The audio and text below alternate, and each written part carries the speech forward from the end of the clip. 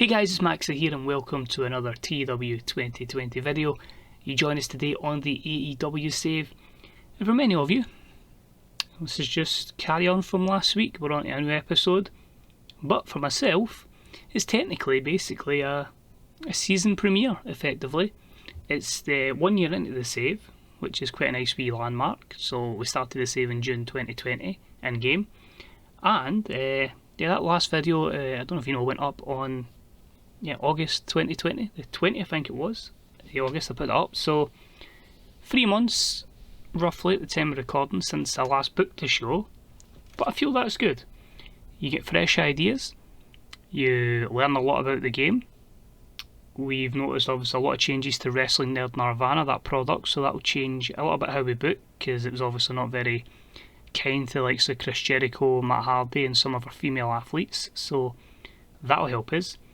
And obviously in the time between August and November, I've watched countless episodes of Being the Elite, countless episodes of AEW Dynamite, and it just expands your knowledge and a bit more on the wrestlers that we have and that we're booking. So overall, I always feel that's good, and it allows me to get another bunch of kind of block booking together, and really, as I say, allow that storyline continuity to work into effect. So I'm really looking forward to how we can go forward with AEW, hopefully get to a position where we have 2 brands or even 2 shows, and maybe just keep the 1 brand and then effectively take the fight to that company in New York. I think we're still in New York, I hope they are.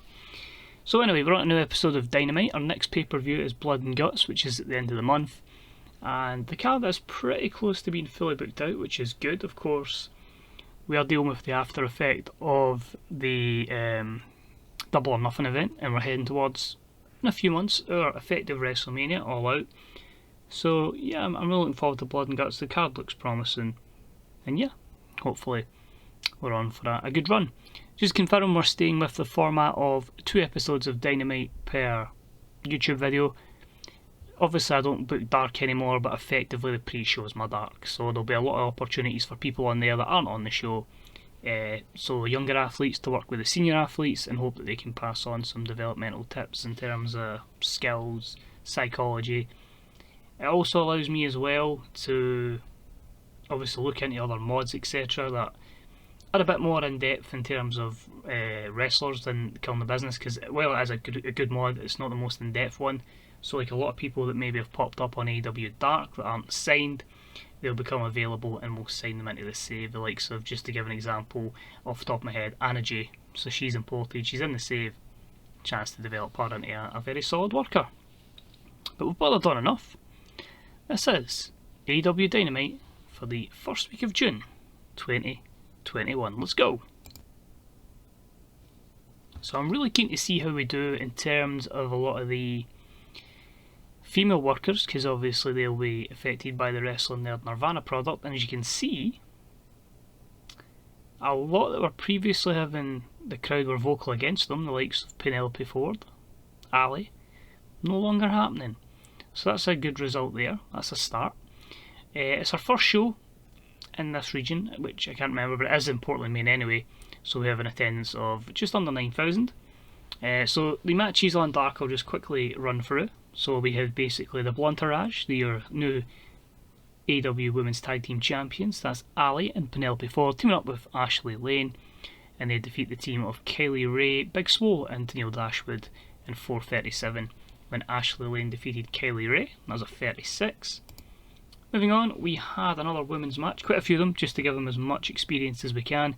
I had Yuka Sakazaki defeat Indy Hartwell in 5:46. That's a 31. We then had Shawn Spears defeat Michael Nakazawa in 8:17 with the tiebreaker. That was a 47. And then we had a tag team matchup with the team of Deonna Purrazzo and Toni Storm defeat Jamie Hayter and Killer Kelly when Deonna made Jamie Hayter submit with the Fujiwara armbar. That was a 46 there. Toni Storm head and shoulders above the rest, which is a stark contrast to the WWE save. And then we also had Ricky Starks defeat Brandon Cutler in 10:22 with a Buster Keaton. That was a 36. So a lot of good opportunities there. It's also going to be an opportunity for maybe people that have been booked on the main show and have lost momentum, their chance to kind of gain momentum back. Effectively how AEW started inflating some negative losing records into positives. And our main event, I believe anyway, was Scorpio Sky and Austin Creed defeating the Recruitment Specialists. Of course, they've changed a lot, and a lot of character development over that time in John Silver, Johnny Hungy and Alex Reynolds, and Scorpio Sky defeats Alex Reynolds with a blackout, and that was a 52 rated match. On to the show, we start with Hangman and his posse. They are out, so that's Hangman Page, Shawn Spears, the Butcher and the Blade, and of course Hangman came out on top in that triple threat match at Double or Nothing, and he remains the AEW World Champion. And he just says with this posse he's pretty much unstoppable, and he does know that he's got his next contender coming, and that's going to be Kenta. And Kenta comes with a big buzz after relaunching his career, but he's just going to show he was just average in that other company, and he's going to be average in America here as well in AEW. Kenna was in action, and he took on the Blade. It was a terrible matchup, but Kenta gets the win in 7:29 with the Kenta combo into a Bazaki knee kick. A 59 rated matchup here, a 70 performance from Kenta, 34 from the Blade, and that's one member of the Hangman posse that has been knocked on his perch. Next up, we had a bout that had some decent reaction from the crowd, but subpar wrestling as Jake Hagar defeated Tomohiro Ishii in 8:48 with the red, white and blue Thunderbomb. This was a 62 rated matchup that was lacking in psychology, which is really disappointing considering they went 8 minutes. Ishii's contract's up in 16 days, and obviously it was a short term deal, so we're going to let him go, but in the meantime we make Hagar look $1 million. After the matchup, we have Sammy Guevara, of course, there, the new leader of the Inner Circle, after basically defeating Chris Jericho, kicking him out, and then the Inner Circle beat down Jericho. And Sammy just says, look how much the Inner Circle is thriving without you, Chris. You saw what Big Hagar's done there, and it's just going to get better and better.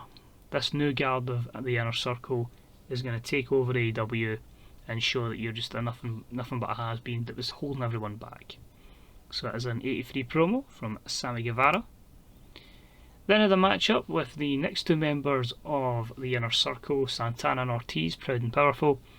And in a poor matchup with the Natural Nightmares, of course Dustin Rhodes and QT Marshall, defeat Proud and Powerful in 8:59 when Dustin Rhodes pinned Ortiz with a power slam following a video distraction from Chris Jericho on the Titantron. A 59 rated matchup here, of course the much better in-ring performance from Santana and Ortiz. QT Marshall's got a long way to go, but Jericho playing some mind games on the Inner Circle then, and it could lead to some interesting long-term effects. But yeah, I mean obviously QT Marshall and Dustin jobbed a lot previously, and they'll maybe get a little bit of a run going forward. Then a decent matchup that saw Lance Archer defeat Miro in 13:53 with a blackout. This is a 68. Nothing really much to say about it. Monster defeats other monster. There will be big plans for Miro going forward. Interesting enough, he was signed in this way before he was signed at IRL. So yeah, interesting that he came to AEW, kept his name as Miro, just like we had, so that was quite cool. But there's plans for him, and they'll happen in the next few weeks. Then a little bit of a heated confrontation in the ring. Just felt like that was the best angle for this one. Basically AJ Styles was out just saying it was a good matchup against Kenny Omega, but it just shows how phenomenal he is. And then Pat comes out and says, we never met in that other company, but you come out here, you say you're phenomenal, and you beat Kenny Omega. When have you ever beaten me? You know what I mean? If you're phenomenal, then what am I? You know, am I just this next? I'm that next level above that. So anytime, any place, AJ, and we'll show you who the true phenomenal one is in AEW. So that was an 82 promo. Good stuff from Pac and AJ.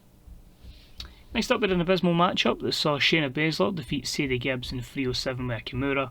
Quick title defence of the Women's Championship for the new champ. 52 rated matchup with Shayna with a far better in-ring performance.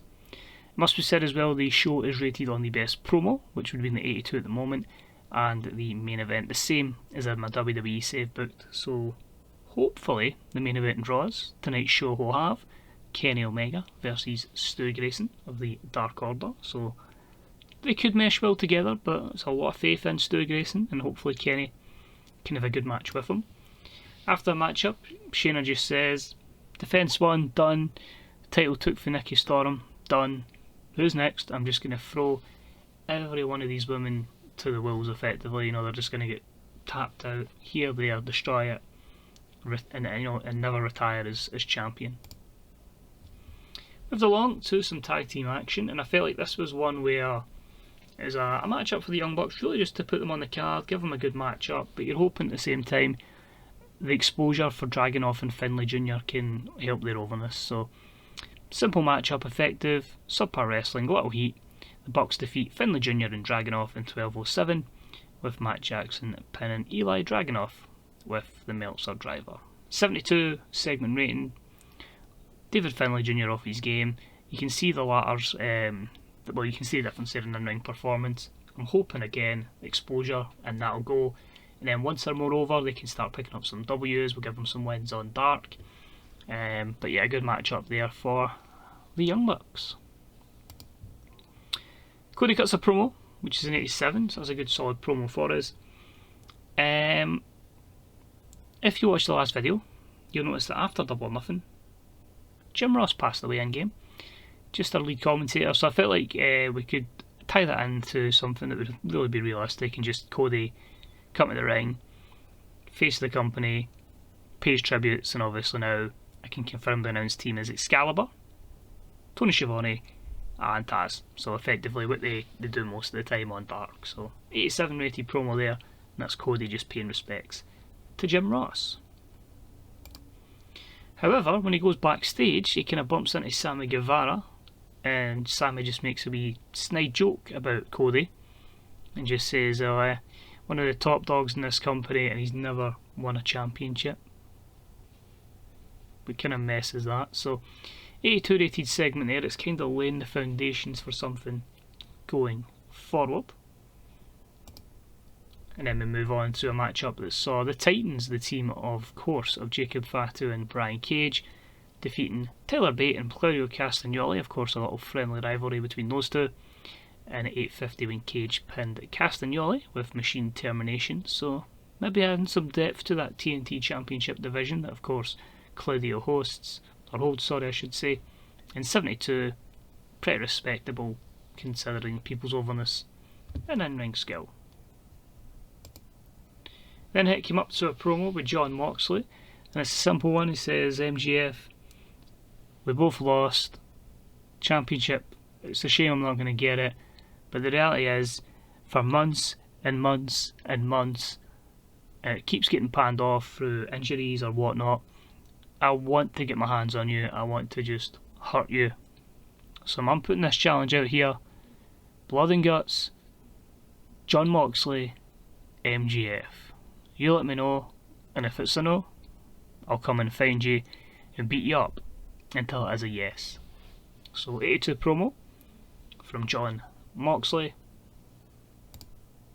Main event was just a 75, so we could be on that threshold of we might lose pop, we might just stay the same, because obviously we're roughly about 78 over.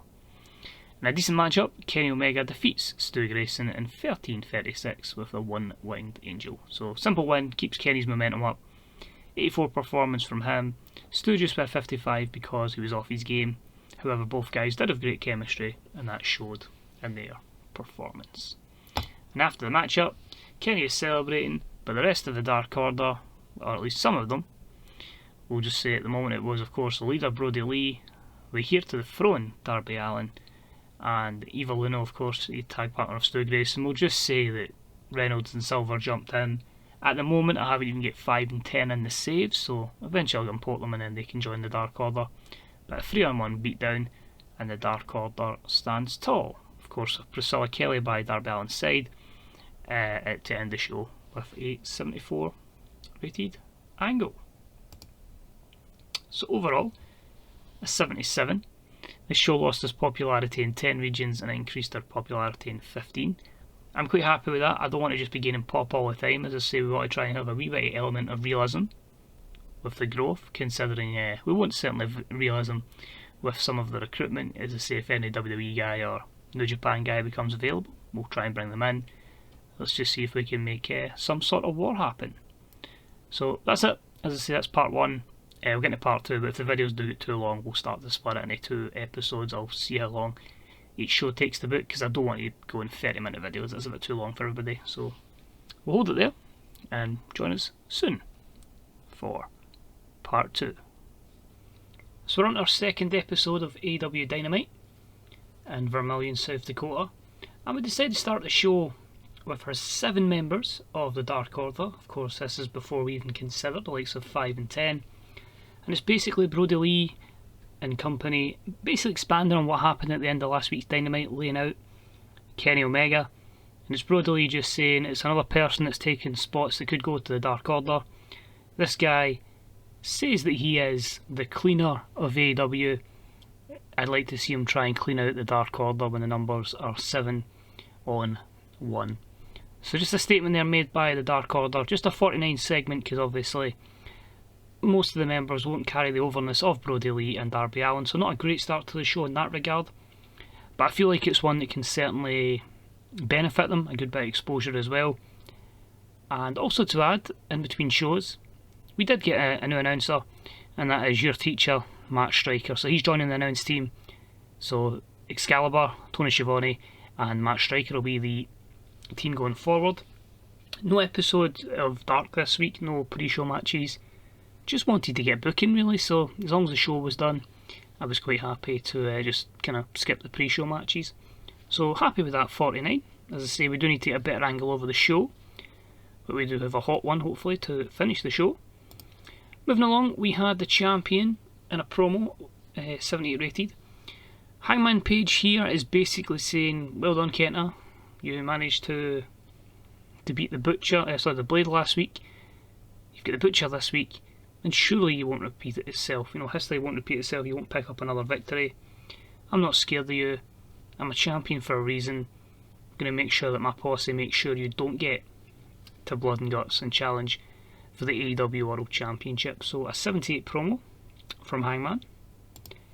That matchup followed up, it was a terrible matchup that saw Kenta defeat the Butcher in 8 minutes and 12 with the Kenta combo into a Bisaki knee kick.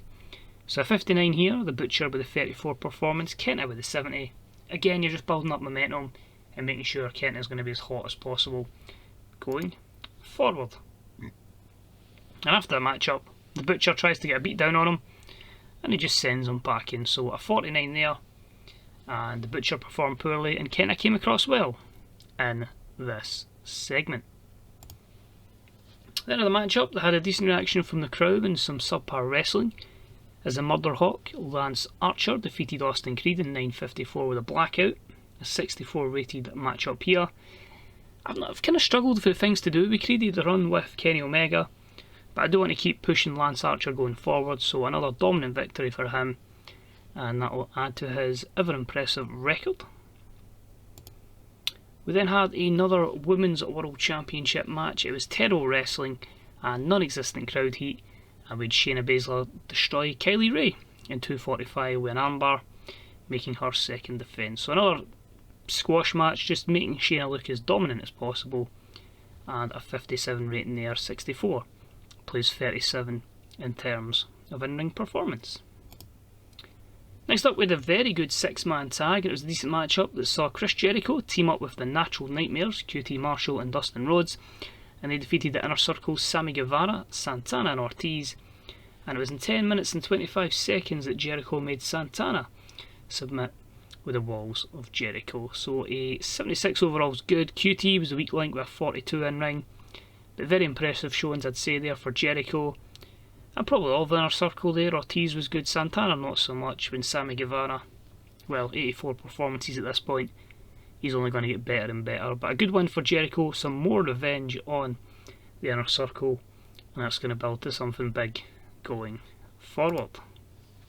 We then had Hagar, Big Jake Hagar, Jericho's former running buddy, his monster if you will, and he just absolutely destroys Chris Jericho, beats him down, before the Natural Nightmares can make the save. So the numbers game firmly in the advantage of the inner circle in 4v3, and that scores the biggest rating this draw with an 80. Then I had a match in the tag team division that had subpar wrestling and little heat, as with Jack Evans and Angelico, the Hybrid 2 defeat Private Party in 9:39 when Jack Evans defeated Isaiah Cassidy with a 6:30 senton. This was 62. My reason for this one is I want to go Hybrid 2 versus the Young Bucks at Blood and Guts, so we're going to build up Angelico, we're going to build up Jack Evans. They need to go over in the States, they're more so over in other places, and victories over Private Party is going to help both teams hopefully develop his teams, get their skills over. Although with Jack being 39, I think he'll probably be more so in a decline than going better. There you go, he's already done the physical decline, but I'd like to give the Hybrid 2 some opportunities before Jack Evans' body gives up on him in game. Then the matchup in the TNT Championship division as they kind of try and see who's going to challenge Claudio Castagnoli next. And I had a decent matchup here that saw Brian Cage of the Titans defeat Taylorbait in 9:02 with a flying elbow drop. A 71, just two guys that are kind of in that feud. The Titans are in there, Bates in there, Castagnoli's in there, and it just makes the machine Brian Cage look dominant with a good victory in 9:02.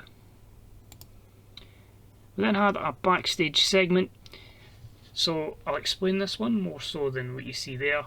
So Mick Foley's obviously our matchmaker, he does small things backstage, he doesn't have a massive on-screen presence. And MJF says, you know what, I'm tired of John Moxley, I just want him out of my life. I'm going to accept that challenge from Moxley, but please make sure there is a contract signing tonight. So, because it is basically, I've got this big guy, I've got Wardlow in the background, so I'll be fine. So Foley says that's fine, main event tonight, John Moxley, MJF contract signing for Blood and Guts. We'll see how that goes down. So an 82 rated promo there, MJF, Wardlow all working the crowd well, all improvising well. With that segment, announced theme, not so much. Seems a very common theme in AEW, not AEW, just TW in general. Need better announcing everywhere, apparently. Then had the matchup that had good wrestling and a decent reaction from the crowd as I had Pentagon Jr. defeat Miro in 8:55 with a handful of the tights. A 72. Interesting to know these guys had great chemistry together, so that's nice to discover that. Miro's been on a bit of a slump recently, and as I say, that will lead to something down the line, but a good one from Penta, who probably needed some victories, and that's certainly going to help with his momentum. And I don't think we can argue with a 72 rated match. And after the matchup, Miro just loses it, loses the nut, loses the plot. 63 rated temper tantrum. Then if AJ Styles is going to come and do colour commentary on our main event for the evening. It's a risky main event as we aim for a high score, as Pac will be in action, but the person that's getting the opportunity, because I want to just not rush to the top, I want to give people opportunities on the way to the top, so it's going to be Pac versus Jungleboy in the main event. So that's a 73 with AJ watching on. So obviously there was words said between him and Pac previously, and you know, I'm happy with that. If we can get a good promo alongside it, that should be good. Decent matchup. Pac defeats Jungleboy in 15:27 with a shooting star senton. Sad you would expect though, Pac's going to look absolutely brilliant here, but you're hoping just being in the ring with somebody as good as Pac can benefit Jungleboy and his skill set going forward. So that was a 78 main event matchup. Nothing between him and AJ, no confrontation or anything, just AJ kind of going, oh well, done good, fair enough. And our main event segment, basically a contract signing. Taz is just going to be the guy that's there. I don't have Team Taz at the moment, but Moxley and MJF signed the contract for Blood and Guts. Both of them do it, that's fine, fairly successful, but it's a contract signing, you know how it goes down, and it just leads to MJF and Moxley beating each other down before Wardlow makes the save, drags MJF away before Moxley can just destroy MJF. So that's one match that's definitely happening at Blood and Guts. John Moxley versus MJF, and that gave us a 79 rated segment. Overall, we scored a 78 rated show, as you would expect. Nothing was too over that, nothing was too under. It's actually fairly consistent, if I do say so, and that increased our popularity in 15 regions. We'll jump straight into the main screen. We'll have a wee look to see if there's anything that takes up any notes. Actually quite quick here, which is good to see. we could go proper fictional and sign the likes of a Gail Kim, we could sign a Dolph Ziggler, we could sign a Mustafa Ali. I mean, I may as well go for some of them, see what happens. Sanson as well, is he any good? He's only 25. Looking at him, I don't know too much about AAA or CMLL, so apologies if he's like really good and I'm kinda underselling that. But with Jack Evans is too small, says Brian Gage, and with viewing figures of 2.59. That's cool. So I'm going to end it there. Next week's episode will of course be our week 3 show, or our go home show, and the following show after that will be Blood and Guts. I just want to end by saying something as well. I'm not too sure when the Impact save is going to start. I don't know if anyone read on the forums, but Questlove is going to be giving up the Real World Chronicles updates that he'd been doing. Just want to say a thank you very much to him. The data's been fantastic. It's been really playable. To be fair, kudos to all the mod makers. The amount of time they put in it is quite frankly crazy. So he's basically passed it along. Thankfully, the person he's passed it along to is someone I actually know and speak to every so often, and nothing but good exchanges. Good old NLG. So I've got absolutely all the faith in the world in NLG, and I've seen that from our drafts I've done previously. The guy puts his head down and gets to it, and every database has been superb for him as well. So yeah, as I say, I don't know when he plans to release it, but we'll keep an eye on it. It gives me a bit more time probably to watch some Impact and get a bit more familiar. So as soon as the WWE save finishes, we'll just likely have AEW from maybe a week or two, just the one episode get out a week, and then yeah, as soon as that date is there, as soon as I feel like I'm confident with what we're doing going forward, we'll nail it. And big thanks again to Questlove for what he's done. The likes of, I do want to name mod makers because it's that way where you're going to end up missing somebody else, but you know what I mean. The likes of the Who, Fleisch, Gennady. That's just 3 people off the top of my head. There's many others. I say the time and effort is quite frankly Gaz as well.